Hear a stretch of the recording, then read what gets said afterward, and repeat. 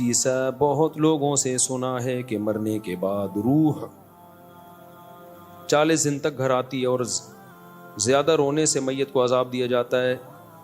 بار بار قبر پر جانے سے میت اپنی طرف بلاتی ہے. ان باتوں میں سے کون سی درست ہے؟ ایک بات درست ہے، باقی ساری غلط ہیں.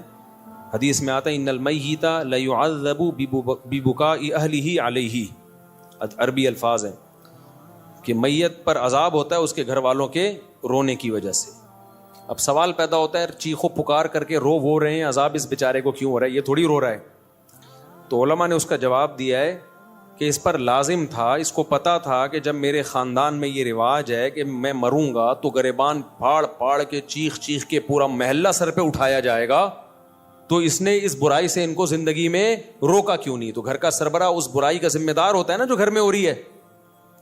اس کو چاہیے تھا وصیت کرتا کہ ہمارے یہ، کیونکہ جن خاندانوں میں رواج ہوتا ہے وہی ایسا کرتے ہیں، جن کے یہاں رواج نہیں ہے وہ ایسا نہیں کرتے.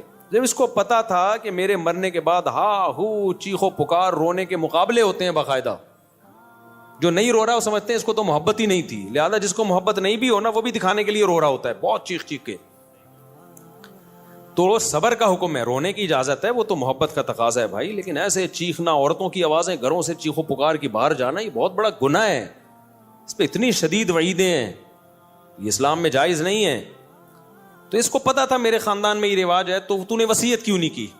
ان کو روکا کیوں نہیں کہ میرے مرنے کے بعد یہ حرکتیں نہیں ہوں گی؟ تو ایسی صورت میں اس کو بھی عذاب ہوگا جب کوئی روئے گا، کیونکہ اس گناہ کا ذمہ دار یہ بھی ہے. ان المیت لیعذب ببکاء اہلہ. تو اس کا مطلب یہ ہے کہ جس کو پتا تھا میرے مرنے کے بعد یہ سب کچھ ہوگا لیکن پھر بھی اس نے منع نہیں کیا خاندان والوں کو، تو اس کو پھر تکلیف ہوتی ہے جتنا چیخو پکار ہوتی ہے. اس کو فرشتے مارتے ہیں، بولتے ہیں تیرا کیا کرا ہے، تیری تربیت ہے. لیکن اگر وہ وصیت کر چکا تھا اور ان کو سمجھا کے جا چکا تھا تو پھر قرآن میں صاف پتہ چلتا ہے لا تزر وازرۃ وزر اخری، کوئی دوسرے کے گناہوں کا بوجھ نہیں اٹھائے گا. پھر ان کے رونے چیخنے سے اس کو کوئی گناہ نہیں ملتا. حدیث میں آتا ہے ایک صحابی کا انتقال ہوا تو دوسرے نے بہت تعریف، مرنے کے بعد ہم تعریفوں کے پول باندھ دیتے ہیں نا، روایت میں ہے یہ جو میں آگے پیش کر رہا ہوں آپ کے سامنے، بہت تعریفیں. تو نبی نے فرمایا قبر میں اس کو فرشتے مارتے تھے اور پوچھتے تھے کہ بتا کیا تو واقعی میں ایسا تھا؟ یعنی یقیناً تو ایسا نہیں تھا، تو کیوں جھوٹی تعریفیں کروا کے گیا لوگوں سے اپنی؟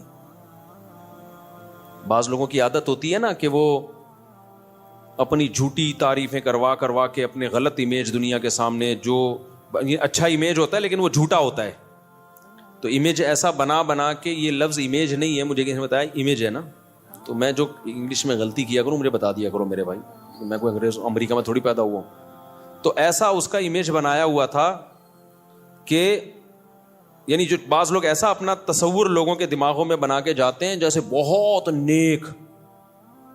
تو ایسے میں اگر مرنے کے بعد آپ کی جھوٹی تعریفیں ہو رہی ہیں نا تو اس پہ بھی چترول لگتے ہیں کہ لوگ کہہ رہے ہیں یوں تھا تو تھا گیا، تو ایسا ہے پٹاخ ایک لگے گا، بتا تو ایسا تھا. تو اس لیے جیسے ہو ویسے ہی نظر آؤ، اپنے بارے میں زیادہ نہیں تعریفیں کروایا کرو لوگوں سے. ہاں جو نعمتیں اللہ نے دی ہیں اس کا اظہار کرنے میں کوئی حرج نہیں ہے. بھائی غیر مسلم اگر خوبصورت ہے تو دیکھنے میں اچھا لگے گا، تو اس کا تو، اور مسلمان تہجد گزار بصورت ہے تو دیکھنے میں اچھا نہیں لگے گا. تو اچھا لگنے کا تعلق مسلم یا غیر مسلم سے نہیں ہے، اگلے کی پرسنالٹی سے ہے. ہاں اعمال کے لحاظ سے اگر اچھا لگ رہا ہے پھر غلط ہے، اعمال کے لحاظ سے کافر اچھا نہیں ہو سکتا. تبھی ہم کہتے ہیں کافر کی خوبیوں کو بیان کیا کرو کہ بھئی ان لوگوں میں یہ خوبی، لیکن یہ کہنا کہ وہ مسلمانوں سے اچھے ہیں یہ زیادتی ہے بھائی. مسلمانوں سے اچھے کیسے ہو گئے؟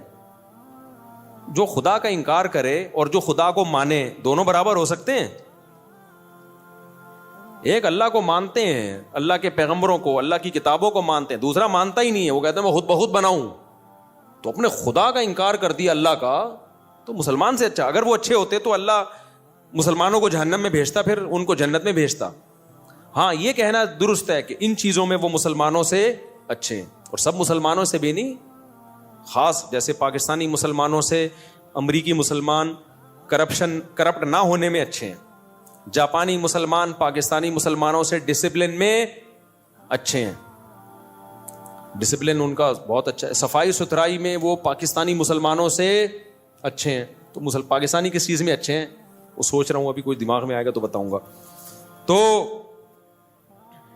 بیوی سے وفا کرنے میں پاکستانی مسلمان جاپانیوں سے اچھے نہیں, بہت اچھے ہیں, سمجھتے ہو.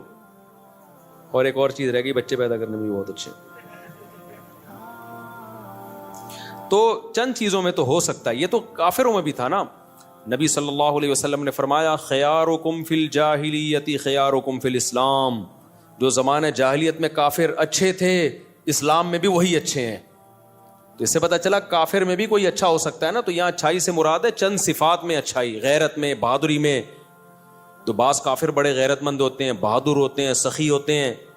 تو جب وہ اسلام لاتے ہیں تو وہ بہادری غیرت اور بڑھ جاتی ہے. تو صحابہ کرام زمانے جاہلیت میں سخی تھے, بہادر تھے, رشتہ داری جوڑنے کو اچھا سمجھتے تھے. یہی جب مسلمان ہوئے تو یہ وفا کس کے لیے استعمال ہوئی؟ پھر نبی کے لیے. اور جو منافق تھے مدینہ میں, وہ کمبخت اسلام لانے سے پہلے بھی 2 نمبر, اسلام بھی لانے کے بعد بھی 2 نمبر. وہ جدھر دیکھتے تھے نا پلڑا بھاری ہے ادھر کو پلٹ جاتے تھے.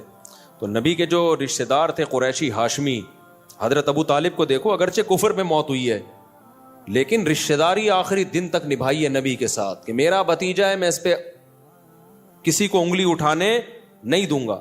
3 سال نبی صلی اللہ علیہ وسلم کو شعب ابی طالب میں آپ کا بائیکاٹ کر کے بند کیا گیا, پتے کھانے پڑے ہیں 3 سال, معاشی بائیکاٹ. ابو طالب نے غیر مسلم ہونے کے باوجود وقت کس کے ساتھ گزارا؟ پیغمبر کے ساتھ. کیوں؟ مشکل میں اپنی قوم کو نہیں چھوڑنا. ٹھیک ہے نظریے کا اختلاف ہے لیکن قوم کی بیس پہ ساتھ دے رہے ہیں. تو کسی بھی بیس پہ جب کوئی ساتھ دیتا ہے تو اس کے لیے غیرت کا ہونا ضروری. بے غیرت کیا کرتا ہے؟ جہاں کوئی مصیبت آئی ایک دم. ہمارے ایک دوست تھے, ان کہتے ہیں میرا ایک بڑا جگری دوست تھا نا, ہر وقت ساتھ. کہنے ایک دن 2-3 لڑکوں نے مجھے گھیر لیا پیٹنے کے لیے نا, کوئی پڈا تھا. کہہ رہے میں نے کہا کوئی بات نہیں, ہم بھی 2 ہیں نا, نمٹ لیں گے, دیکھیں گے. کہہ رہے میں مار کھائے جا رہا ہوں, کوئی رپلائی کہیں سے ہو ہی نہیں رہا. کہہ رہے میں نے اپنا وہ لنگوٹی یار دیکھا تو وہ 3 کلومیٹر پہ نا بھاگا جا رہا ہے. ابے تو یہ تو اس موقع پہ نہیں بنتا یار, یا تو وہ 100 آدمی ہوتے تو یار وہ بھی 2-3 ہیں, تم 2 ہو تو کچھ تو کرو نا, کچھ تو بچاؤ تو گئی اس کو. ایک دم ایسا بھاگا.